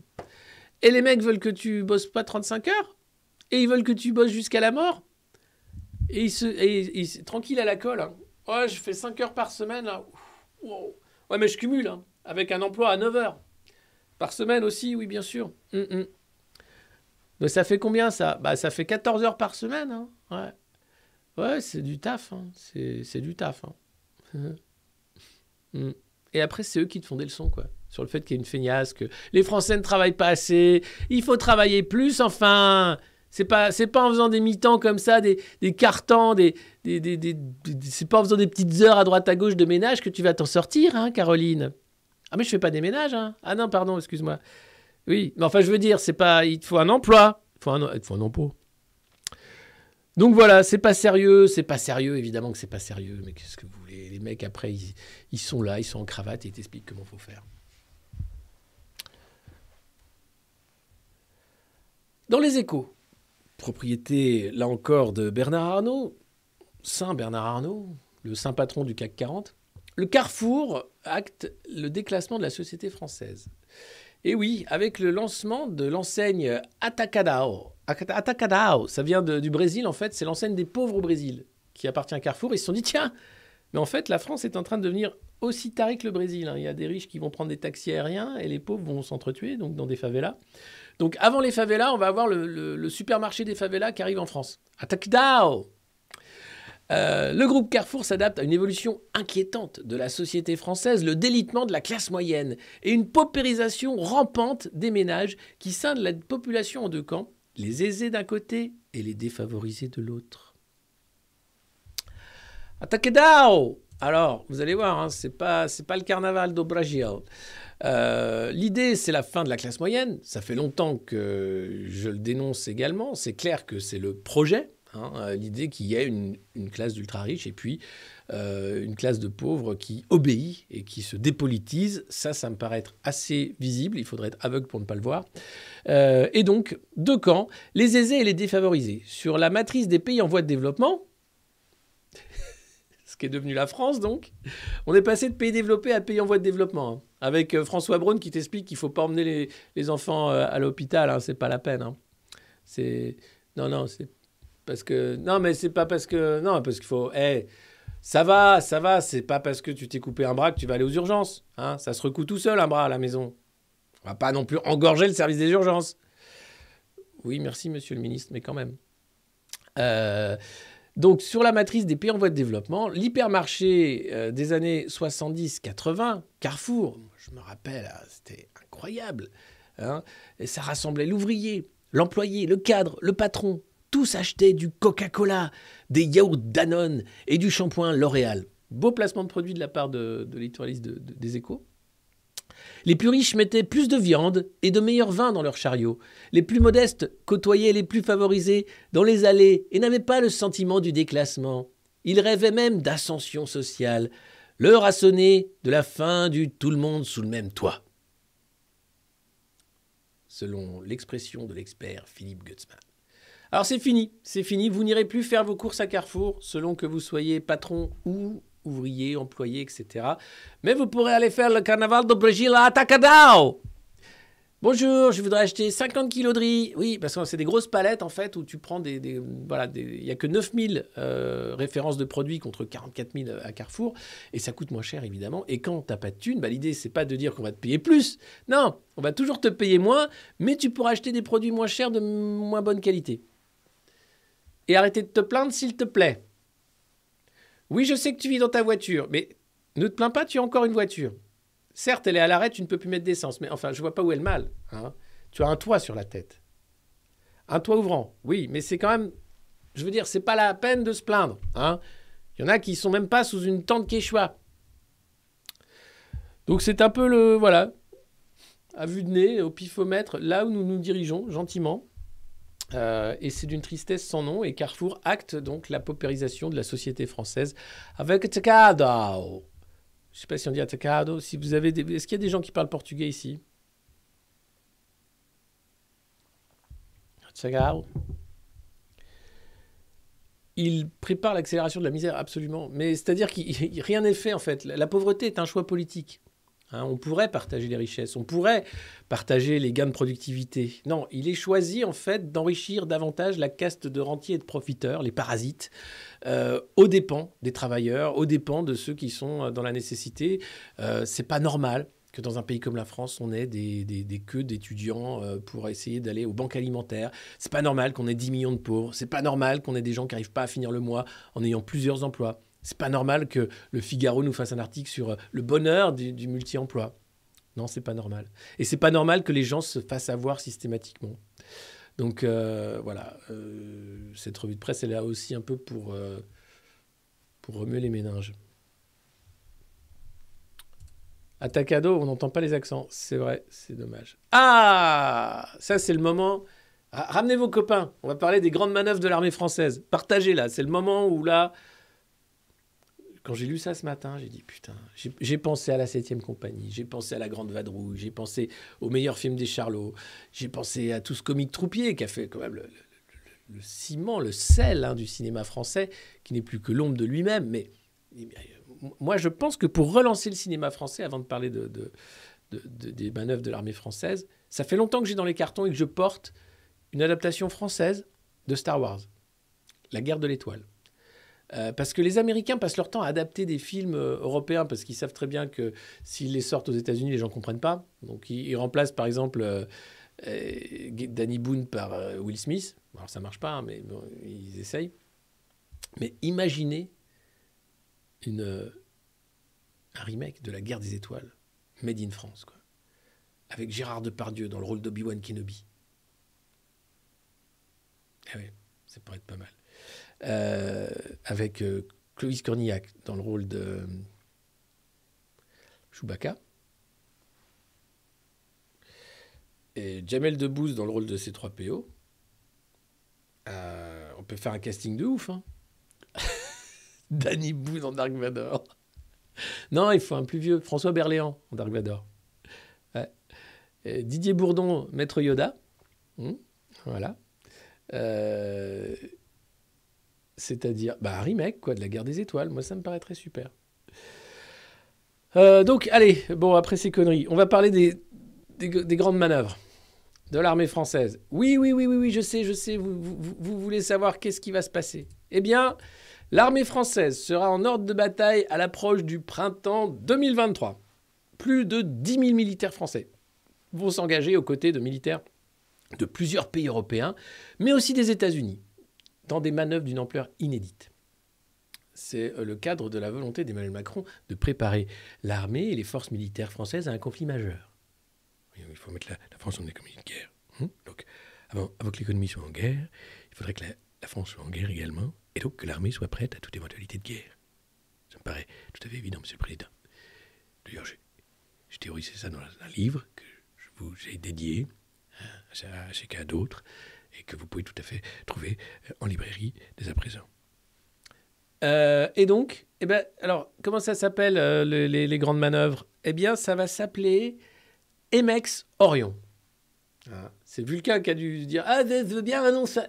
Vas-y, trouve-moi un nom, toi. T'es bidasse, toi. C'est mon aide de camp. Vas-y, qu'est-ce que tu dis ? MX Orion. Pas mal, pas mal. On dirait une marque de montre de luxe. C'est un truc suisse. MX Orion. Ok. Des exercices qui vont simuler un conflit majeur. Contre un état adverse. Ouais. C'est le général Yves Métayer qui a tout expliqué. Le commando de la division emploi des forces à l'état-major des armées. Ils auront aussi la particularité d'impliquer toutes les composantes des armées. Terre, mer, air, spatial, dans l'ensemble des champs matériels et immatériels. Cyber, informationnel. Donc tout le monde va faire les manœuvres. Un truc de ouf. Les Américains seront plutôt sur le côté immatériel.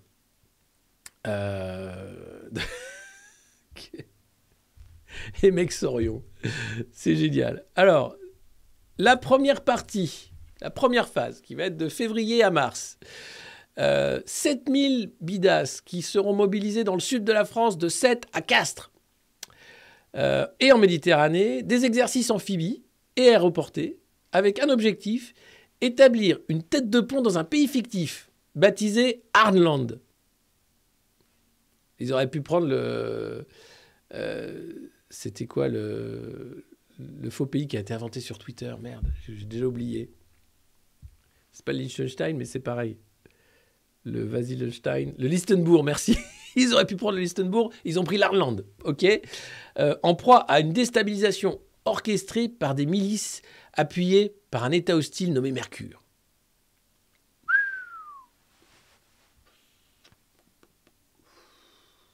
Ça va la fumette? Écoutez, monsieur, passez ici, ça m'a été major des armées. C'est vous qui trouvez les noms là pour les blindés? Griffon, Gerbille, Gerboise, Petit Lapin Bleu, Choupi. Quoi, le porte-avions va s'appeler Choupi? Vous êtes sérieux, monsieur général? Oui. Oui, nous avons décidé, dans un souci de recrutement, de parler aux plus jeunes générations. Le Choupi. Sous-marin lanceur d'engins. Donc là, les mecs t'expliquent quand même qu'il faut sauver l'Arnland, déstabilisé par des milices financées par un État hostile nommé Mercure.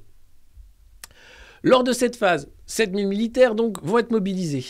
Le porte-avions Charles de Gaulle sera aussi de la partie. Je ne savais pas qu'il était remis à flot.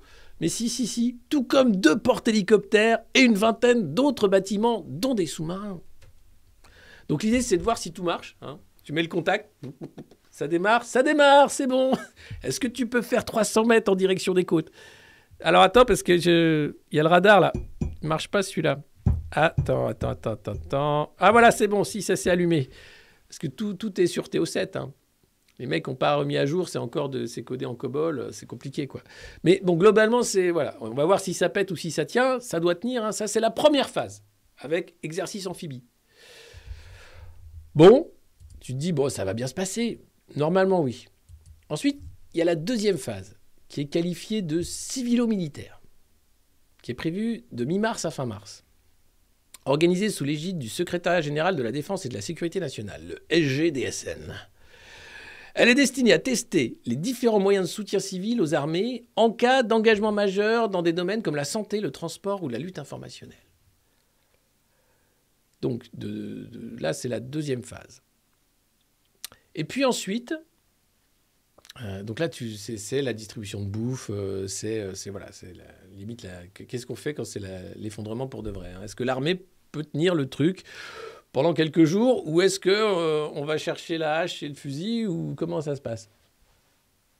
Dans le domaine de la santé, je veux dire. Et puis de mi-avril à début mai, d'autres exercices auront lieu. Il s'agira alors pour les militaires impliqués de repousser une invasion directe de l'Arnland. Cette nouvelle phase se déroulera en Champagne. Et oui, avec une zone de front de 50 km de long pour 200 km de profondeur. Donc attention les champenois, ça va tirer dans tous les sens. À cette occasion, 10 000 à 12 000 hommes seront engagés. Hein, on double quasiment. De même que du matériel dénécrit dont les tout nouveaux blindés Griffon ou Jaguar. Voilà, alors j'imagine qu'on va voir Macron avec des jumelles comme ça, comme tous les dirigeants quand ils regardent les manœuvres, ça va être super, super chouette. Alors le problème, c'est bien, on fait des manœuvres, Mais là, en début de mois, on apprend que la marine a perdu en mer l'un de ses nouveaux drones hélicoptères de reconnaissance aérienne. C'était une mission d'entraînement au large des côtes africaines. Bon, alors le coût d'un système comme ça, c'est quand même 3,5 millions d'euros qui se sont volatilisés en mer. Combien ? 3,5 millions d'euros. Mais c'est... Oui, mais...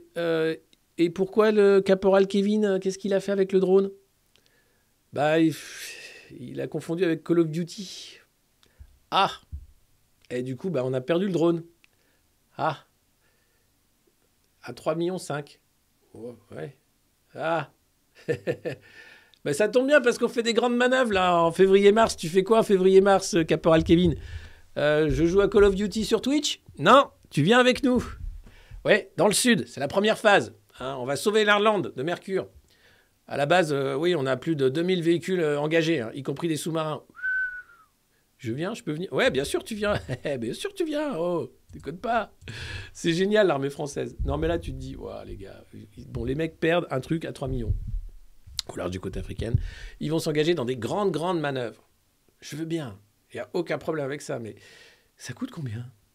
L'article des Échos ne parle pas du coût de ça. Mais j'imagine que ça coûte un hôpital. Et pas de campagne. Rappelez-vous le Covid. Vous vous rappelez ? Nous sommes en guerre. Quand Macron se met en scène sur le parking du Lidl et que les mecs sont en train d'essayer de monter un hôpital de campagne qui ressemble globalement à une tente de scout et qui t'expliquait qu'on était en guerre. Et donc, tu dis, waouh, mais c'est chaud parce qu'un hôpital de campagne, c'est ça. Il n'y a que 3 lits et ils ont mis 15 jours à le monter. Et en plus, ça prend la pluie. Mais c'est pas grave, c'est génial. Argent magique, bien sûr. Ah là là, c'est bientôt la fin de cette revue de presse, alors c'est le moment ou jamais de vous abonner, si vous aimez ça, ou bien de partager. Ça aussi, le partage, hein, c'est une valeur universelle. D'en parler, bien sûr, autour de vous. Vous pouvez mettre des pouces bleus, nous suivre sur Twitch. On est bientôt 23 000 ici sur Twitch, bientôt 82 000 sur YouTube. Si tout continue, selon nos plans, nous serons bientôt aussi nombreux que les sbires de la politique de déstabilisation internationale de l'État Mercure. Bon, on en est loin, évidemment, mais quand même, c'est génial. Combien ça coûte ? Moi, j'aimerais juste savoir combien ça coûte, caporal Kevin. Hein ? Non, mais l'effondrement, quoi. C'est l'inflation, c'est le machin. Les mecs préparent une guerre. Avec des trucs où ils sont pas sûrs qu'ils vont mettre la clé de contact, quoi. C'est chouette. Sinon, c'est dans le Guardian, c'est pas encore dans la presse française, mais ça ne saurait tarder. L'Europe qui fait face à une épidémie de cancer. Et oui, suite à finalement le Covid, hein, 1 million de cas de cancer qui n'ont pas pu être détectés à cause des confinements et des conneries Covid. Et du coup, explosion des cancers en Europe avec le manque de dépistage, avec aussi des politiques publiques qui ne sont pas forcément adaptées. Et nous voilà devant l'épidémie de cancer suite au Covid. Alors le Covid, bientôt la 9e vague. Hein. Oui, si. Si, c'est pas fini. Non, il faut rester vigilant. D'accord ? Et donc... comment on fait ? On ferme les urgences, par exemple, le week-end. Ah oui. J'avais pas pensé à ça, fermer les urgences pour lutter contre le Covid. C'est vrai, non mais vous êtes bon, hein, vous êtes bon, il n'y a pas à chier, vous êtes bon. Vous êtes vraiment très très bon, monsieur François Braun, merci. Donc voilà, donc c'est pas encore dans la presse française, mais je trouvais que c'était une news intéressante quand même, de savoir qu'on en était là. Et puis, regardez, écureuil fou en vadrouille, ça c'était le G20. Alors, il ne s'est pas habillé comme les autres. Les autres, ils s'étaient habillés en costume traditionnel de l'Indonésie, avec des chemises colorées. Et lui, il a gardé sa chemise blanche. Et du coup, tout le monde s'est dit, mais pourquoi ? Qu'est-ce qui s'est passé ? Alors, peut-être qu'elle n'était pas à la bonne taille, peut-être qu'il avait peur qu'on se moque encore plus de lui. Hein. Voilà, parce qu'il n'aime pas trop qu'on se moque de lui, notre super président. Je sais pas, en tout cas, voilà, c'était le G20. Je vous remets pour le plaisir la petite vidéo de Richie and Justin qui font des bisous à Volodymyr. Prime Minister Trudeau, Prime Minister Sunak, President Zelensky, please go ahead, you're online. Hello, Volodymyr. It's Rishi and Justin. I really wanted you to hear from us as friends. We absolutely know how difficult yesterday was. It was horrific for you and your country, and we have called it out in the session that we've just had and on the media here this morning, and we made that point loud and clear to everyone who was here that what your country had to live through yesterday was unacceptable and represented yet more barbarity from the Russians. We stood united in condemning it. Rishi and I really wanted to reach out to reassure you. Tu dirais les déchiens. Et je vous la fais sans le son, je suis sûr que c'est les déchiens. Attends, il faut que je trouve comment j'enlève le son. Tac, tac. Je peux faire comme ça. Prime Minister Trudeau, Prime Minister Sunak, President Zelensky, please go ahead, you're online. Hello, Volodymyr. It's Rishi and Justin. I really wanted you to hear from us as friends. We absolutely know how difficult yesterday was. It was horrific for you. C'est mon gars Bruno, hein, c'est le gars Bruno Lochet qui vend du gibolin, c'est impressionnant. Deux mauvais acteurs, oui, on peut voir le WEF quand même comme deux mauvais acteurs avec Klaus Schwab qui est là à t'expliquer que la transition est extrêmement importante pour passer à un monde uni. Mais uni de quoi en fait? Uni dans quelle idée? Quelle idée d'union? Qui est toujours des plus riches et des plus pauvres et qu'on finisse par se manger entre nous? Non, parce que moi, c'est pas sur cette base-là que je veux faire l'union, hein, soyons clairs. Non, je veux une base de partage, d'humanité, de bonheur, de sensiblerie, de rire aussi et de joie. La base des modernos, par exemple, ça paraît être une bonne base. Hein. Ici, on est bien, je trouve qu'on est bien et qu'on pourrait en faire davantage. Mais c'est vrai qu'aller voir, on n'a pas confiance. On a très peu confiance. On se dit, je suis pas sûr que les mecs ils soient armés pour le... J'ai pas l'impression que c'est des flèches. Et quand tu vois Winnie l'ourson qui recadre l'autre, là tu te dis, ah ouais, donc c'est clair. Touche pas à mon pot de miel. Winnie, j'ai trempé ma queue dans ton miel. Alors, je vais te balancer une bombe nucléaire sur Taïwan, tu vas voir. Ah, c'est chaud les relations internationales, c'est chaud. Enfin voilà, je vais bosser pour une allocution du président, tiens, bientôt. Ce serait pas mal que je fasse une allocution du président, mes chers compatriotes. J'adore faire ça. Osons l'amour, oui, c'est beau, c'est magnifique. Osons donner, osons partager, hein, osons partager la bonne nouvelle. Voilà, ça fait quasiment 2 heures de revue de presse, les copains. C'était jeudi, le 16 novembre 2022. Nous avons évité de peu une 3e guerre mondiale suite aux retombées d'une fusée des forces de défense ukrainiennes en Pologne qui a tué 2 personnes. Rappelons quand même que l'Ukraine, oui, est attaquée par la Russie. De nombreuses bombes sont tombées pour casser les infrastructures. Et rappelons aussi qu'Emmanuel Macron est donc en vadrouille pendant que Brigitte s'occupe des affaires courantes au palais avec Alexis Collère, qui est sous statut de témoin assisté dans l'affaire MSC, bien sûr. C'est tout à fait normal.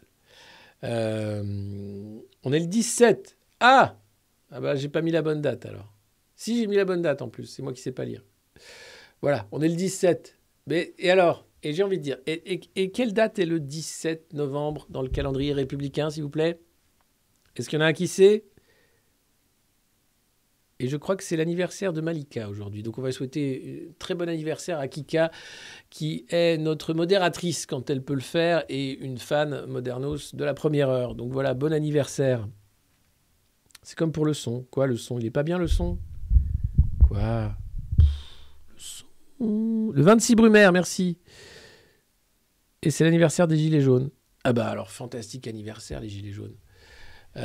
Plus que jamais, hein. Comme je vous disais, massacrés par la violence d'État, parce que là, on craint évidemment une reprise d'un mouvement gilet jaune avec le prix de la vie, tout simplement. Hein, puisque c'était quand même un mouvement qui partait du principe de « Ah, je me rends compte que je suis en train de devenir pauvre ».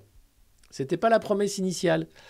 Et là, la réponse, c'est pas « Non, non, mais oui, mais on va y remédier ». Non, la réponse, c'est « Prends ça dans ton œil ». C'est pas une réponse, ça. Et le mec qui a mutilé des manifestants va se retrouver tranquille au conseil de surveillance du port de Marseille. C'est pas une république, ça. Enfin bon. Eh ben, joyeux anniversaire à tout le monde. Il y a tellement d'anniversaires à donner à tout le monde. Je ne saurais dire, on va pas faire comme le Club Dorothée avec les noms qui défilent, mais on pourrait, hein, ceci dit. Vous savez que tout est possible. Hein. Il suffit d'y réfléchir un peu, mais on peut faire plein de trucs. Et ce serait vraiment pas mal. On n'a pas reparlé des friges, mais le coup des mascottes est quand même terrible. Hein. Produite en Chine, avec ce truc bizarre, ce logo. Bref, la semaine prochaine, on va bien se marrer avec la Coupe du Monde. Et sinon, merci à tous d'avoir suivi cette revue de presse. Je vous laisse avec les liens utiles. Vous pouvez bien sûr vous abonner, nous suivre, partager le lien de cette revue de presse, mettre des pouces bleus, des commentaires sous les vidéos sur YouTube et expliquer que c'est une façon originale de s'informer finalement. De dire que tous les matins, une fois qu'on a lu la presse, on sait à peu près de quoi la journée sera faite, même si on n'est pas à l'abri, bien sûr, d'une troisième guerre mondiale. Mais globalement, c'est quand même assez marrant de les voir jouer leur rôle aussi mal et de continuer comme ça. Allez, à demain. En attendant, prenez soin de vous et de ceux que vous aimez. Soyez pas fous. Hein, soyez pas foufous. Soyez pas foufou, restez vous. Prenez pas tout ça trop au sérieux. Et pour recevoir, bien sûr, le fameux élastique à chibre du monde moderne, une lettre avec une enveloppe timbrée à vos noms et adresses au 112 avenue de Paris, CS 60002, 94 306, Vincennes, CEDEX. Et vous pouvez retrouver la gloire du monde moderne qui brille dans la nuit. Et vous reconnaître entre vous dans la rue Les Modernos. Allez, ciao, bonne journée et merci d'avoir été aussi nombreux ce matin comme tous les matins. À demain, ciao.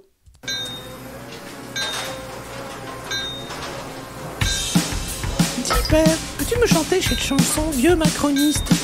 Nous la chantons tous les jours ou presque à la nuit. Bien sûr, Timmy.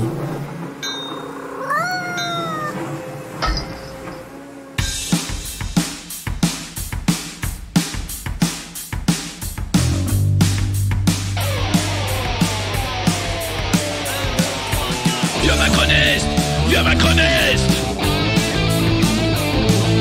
Mao 68 maintenant, total fasciste. Tu préfères la télé, surtout le gaz de schiste. Plutôt que décamper, tu t'accroches, tu t'enquistes. Vieux macroniste, vieux macroniste.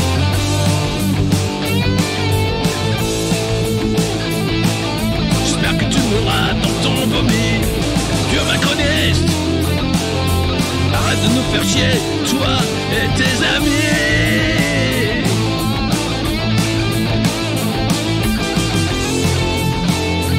Oh, vieux macroniste, tu t'accroches, tu t'enquistes.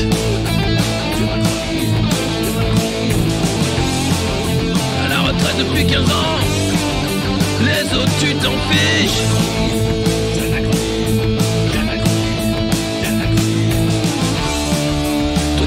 Croisière, tu laisses crever tes fils. Le climat c'est une blague, la France tu la fistes. Vieux macroniste, j'espère que tu mourras dans ton vomi. Arrête de nous faire chier, toi et tes amis. Tu te crois VIP mais t'inquiète t'es sur la liste. Manu va pas te rater, tu vas voir comme ça glisse. 75 ans de conneries mais demain c'est fini. Profite encore de la vie tant que tu sens pas la piste. Vieux macroniste,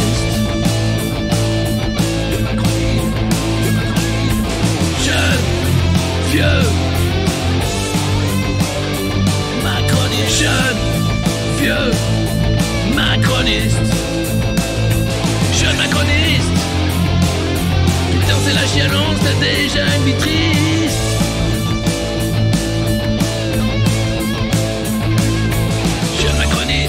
CBC McKinsey, t'as un costume d'artiste. Je rêve de prime Bachiche, toi tu niques déjà le fisc. Tu soutiens Zelensky pour cacher tous tes vices. Jeune macroniste, jeune vieux macroniste, ni dans la kiffance d'un pays devenu triste.